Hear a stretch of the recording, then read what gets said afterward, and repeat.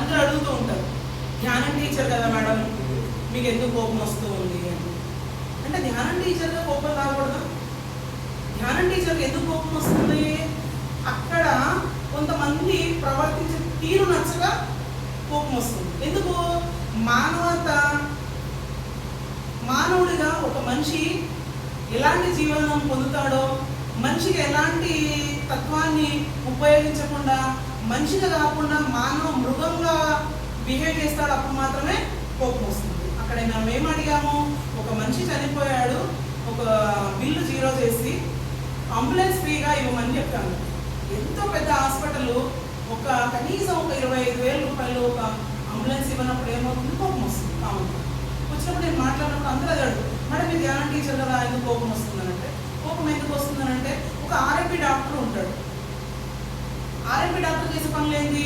ఒక చిన్న ఇంజక్షన్ చేయడం, ఒక చిన్న సిలిండర్ పెట్టడం, కావాల్సిన మందులు ఇచ్చి పంపించడం, ఒక డాక్టర్ లక్షణం.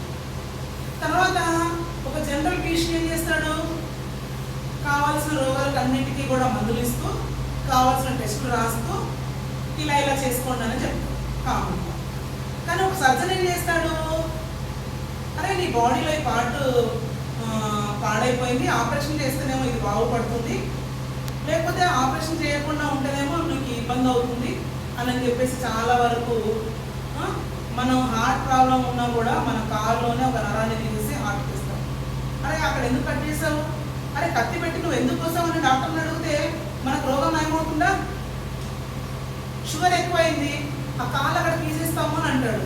అరే నువ్వు ఒక డాక్టర్ పై ఉండి అక్కడ కాలు ఎందుకు తీసేస్తావు అని చెప్పడం న్యాయం ఉందా? అసలు బ్రెయిన్ డెడ్ అయిన మనిషి చనిపోతున్నాడు, అతను చనిపోక ముందుకే తన ఆర్గన్స్ అన్ని తీసి 10 మందికి పెట్టడం మంచిది అన్నప్పుడు అతన్ని డాక్టర్ చంపేస్తాడు. అది అన్యాయమా? మరి డాక్టర్ కదా ఎందుకు చేస్తున్నాడు అలాగా? అలాగే ఏ తత్వానికి ఉపయోగించి మనిషి తత్వాన్ని ఉపయోగించుకొని ముందుకెళ్తాడో, ఒక ధ్యానం టీచర్ అయిన నాకు కూడా కొన్ని కోపం వస్తుంది. ఎందుకు?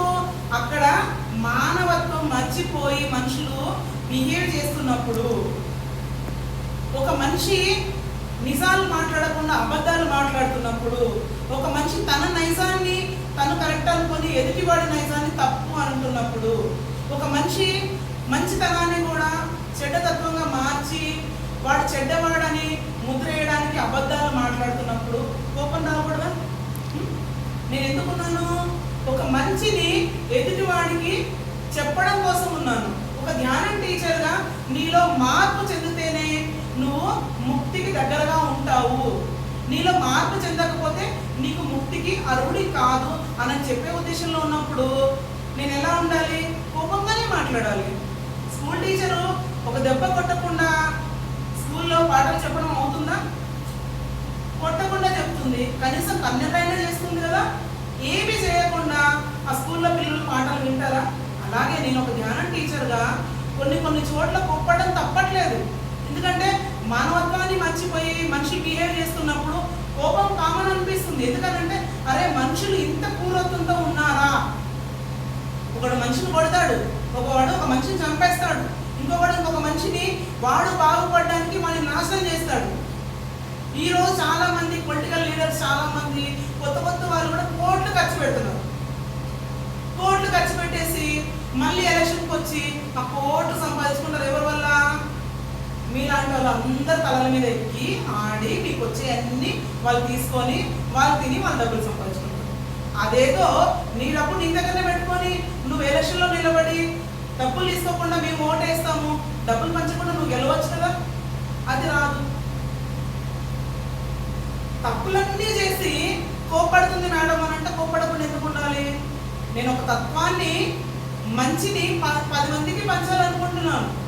ఆ 10 మందిని పంచడంలో మంచి ఎలా చెప్తున్నాను? 90 పేదవాడు వచ్చినప్పుడు ప్రేమగా పలకరించినప్పుడు, 90కి ఒక దుర్మార్గుడు వచ్చినప్పుడు కోపడంలో తప్పే ఉంది?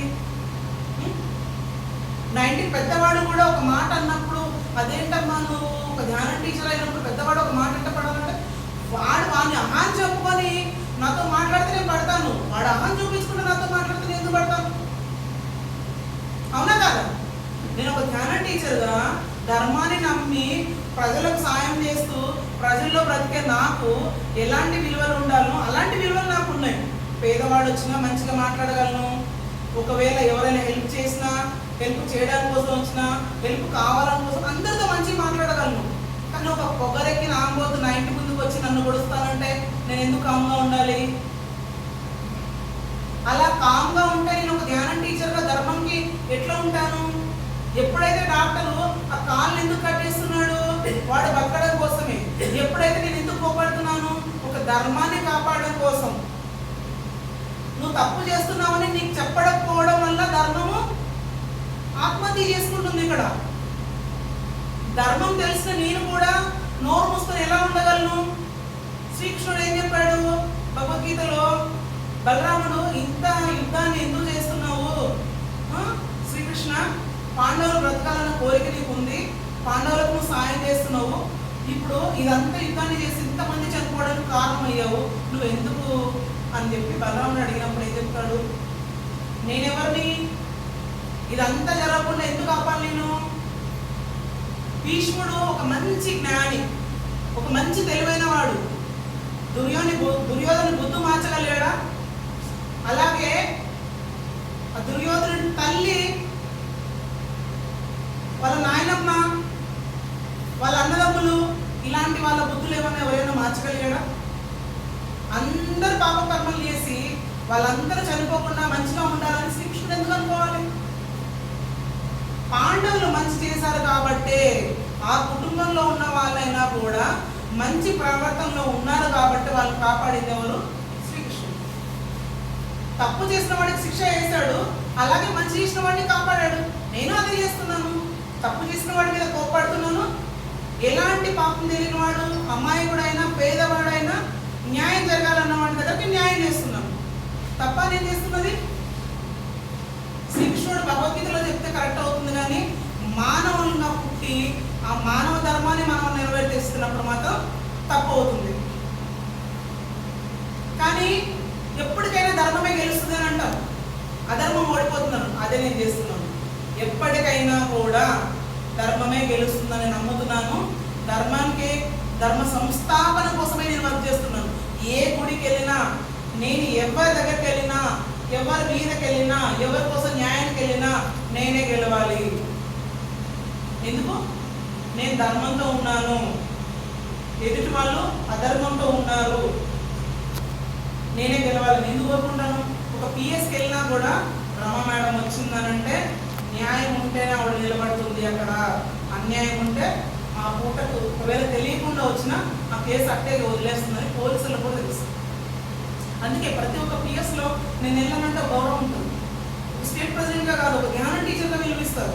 నేను ఒకటే చెప్తాను, సార్ మీరు మా కోసం, మా సంరక్షణ కోసం మీ ప్రాణాలు పనంగా పెట్టి పనిచేస్తున్నారు. నేను ఒక ధ్యానం టీచర్గా మీలో ఉన్న స్ట్రెస్ని నేను ధ్యానం ద్వారా మిమ్మల్ని ఆరోగ్యంగా ఉంచడానికి ట్రై చేస్తానని చెప్తే చాలా హ్యాపీ ఫీల్ అవుతారు. అరే మేము అందరి కోసం పనిచేస్తున్నాం మేడం, మీరు మా కోసం పనిచేస్తామంటున్నాం, చాలా సంతోషం.